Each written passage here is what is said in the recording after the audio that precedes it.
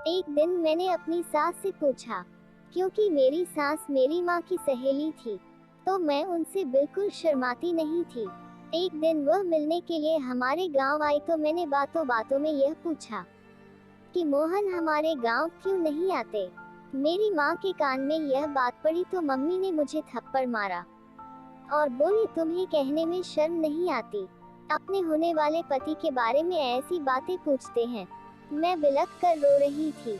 मेरी सास मुस्कुराते हुए कहने लगी कि क्यों नहीं, जैसे ही मोहन को वक्त मिलेगा जरूर आएगा। जब से उसे शहर की हवा लगी है वह बहुत ही कम बात करता है। अब पहले की तरह नहीं है, बल्कि गंभीर हो गया है।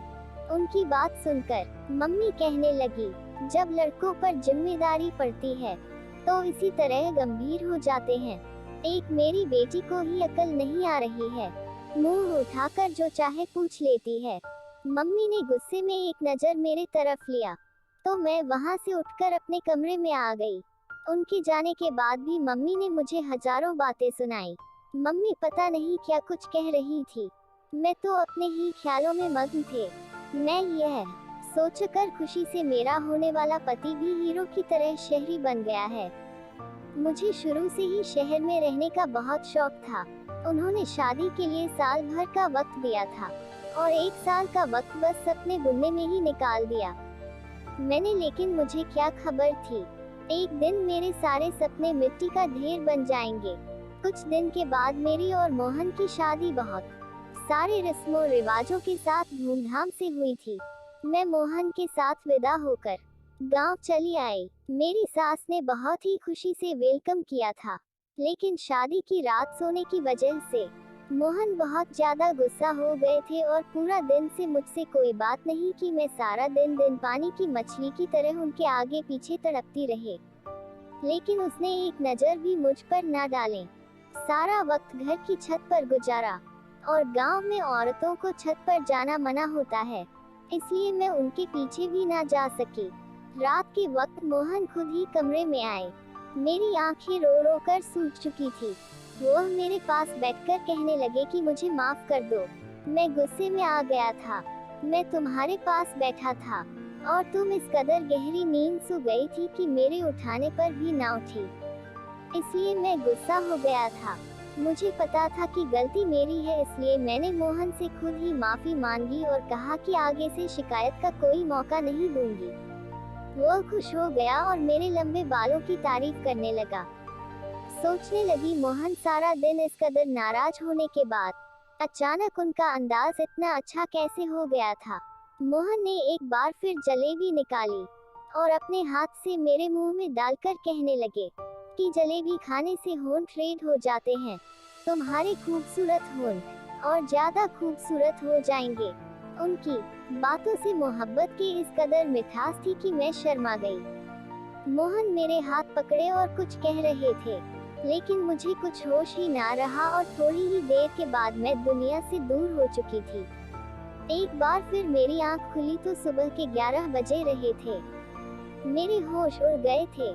मैं जान गई थी कि मोहन एक बार फिर गुस्सा हो चुके होंगे। अब मुझे समझ ही नहीं आ रहा था कि मुझे इस तरह गहरी नींद कैसे आ जाती है। मेरे कपड़े पूरी तरह गीले थे और मुझे ठंड लग रही थी। मैं जल्दी से नहाकर तैयार हो गई और कमरे से बाहर निकली तो कमरे के बाहर मेरे पति गुस्से में मेरी सास से कह रहे थे कि आपने ऐसी लड़की से मेरी शादी करा दी है जिसे सोने उठने की कोई समझ नहीं है। मैं कैसे इसके साथ सारी जिंदगी गुजार सकता हूँ।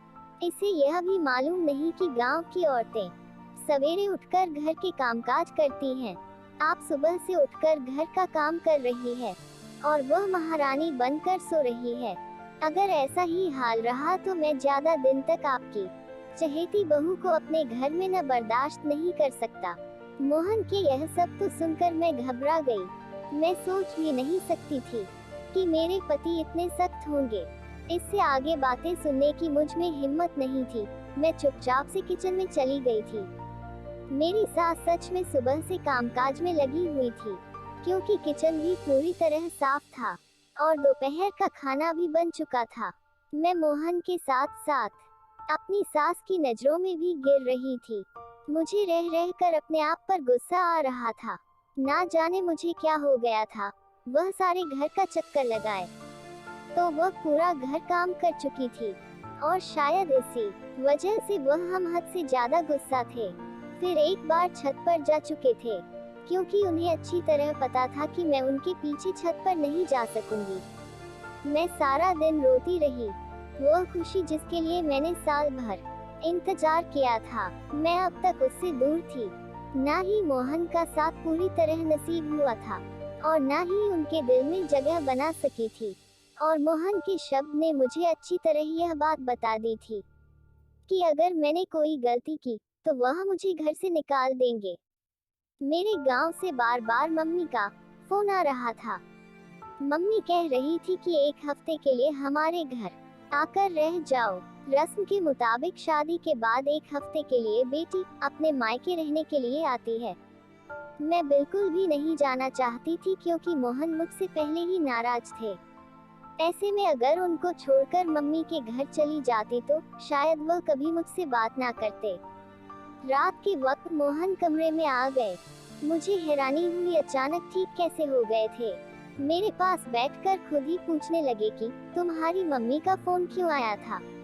मैंने सारी बात बता दी तो कहने लगे कि अच्छी बात है, तुम चली जाओ, वरना मम्मी कहने लगेंगे कि मैंने मना किया है। कल से मेरी नौकरी भी शुरू हो रही है। मैं भी सुबह सवेरे शहर जाऊंगा, रात को ही घर वापस लौटूंगा। तुम एक हफ्ता वहाँ गुजार कर आ जाओ और मम्मी को अपने साथ ले जाओ। मुझे मोहन से इस तरह की दूरी का भरोसा नहीं था। मुझ में इतनी हिम्मत नहीं थी कि मैं आगे उनकी बात सुनी, इसलिए मैं भी खुशी खुशी राजी हो गई। मोहन ने फिर जलेबी निकालकर खुद ही मेरे मुंह में डाल दी और कहने लगे, तो मैं इसे जल्दी जल्दी खाने के बजाय आराम से खाया करो। यह शहर का सबसे मशहूर हलवाई की है। इसे तुम्हारे होटल रेड हो जाएंगे और बहुत ही खूबसूरत लगेंगे। मोहन को इस तरह रंग बदलते हुए देखकर बहुत परेशान थी। वह जितने थे उतने ही मोहब्बत करने वाले थे, और उनका गुस्सा करना सही था। मेरी गलती की वजह से गुस्सा थे। मोहन कहने लगे कि मम्मी को बताकर आता हूँ, तुमको कल तुम्हारे गांव ले जाए। मेरा इंतजार करना। मोहन की बात सुनकर मैंने मुस्कुरा दिया। मैंने सोच लिया था कि मैं किसी सूरत में आज नहीं सोऊंगी, और मुझे मोहन का इंतजार करना था। गांव जाने से पहले उनके दिल में सारी दूरी को मिटाना था। मैंने जल्दी से नाइटी पहन ली। दीवार पर लगे शीशे में अपने होठों को देखकर हैरान रह गई थी। कहते थे कि मेरे होंठ रेड हो जाएंगे। मैं बिस्तर पर आकर बैठ गई, उनका इंतजार करने लगी, लेकिन मोहन के वापस आने से पहले ही एक बार फिर मैं सो चुकी थी। सुबह 10 बजे मेरी आंख खुली तो मोहन शहर की तरफ निकल चुके थे। वह बहुत सुबह ही शहर के लिए निकल जाया करते थे, क्योंकि शहर तक जाने का रास्ता 2 घंटे का था। मुझे खुद पर रोना आ रहा था। शादी के एक हफ्ते के बाद भी मैं मोहन के साथ कोई रिश्ता ना बना सकी, और मोहन की गुस्से की वजह सिर्फ और सिर्फ मैं थी। सोच सोच कर परेशान थी कि मेरे कपड़े गीले कैसे हो जाते हैं। भाग 3 कल सुनना जरूर। चैनल पर नए हैं तो सब्सक्राइब जरूर करें।